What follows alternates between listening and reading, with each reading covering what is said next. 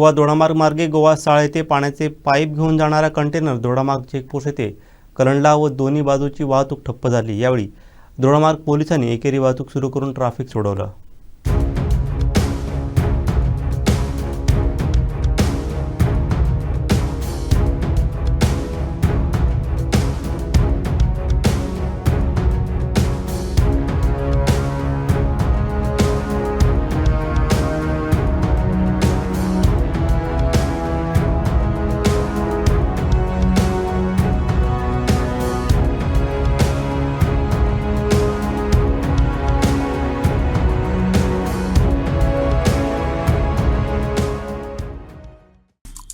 आमचे दिवसभरातले सर्व अपडेट्स, ताज्या घडामोडी आणि थेट लाईव्ह पाहण्यासाठी सबस्क्राइब करा, लाईक करा कोकणचं नंबर 1 महा चॅनल कोकण 7 लाईव्हचं YouTube चॅनल।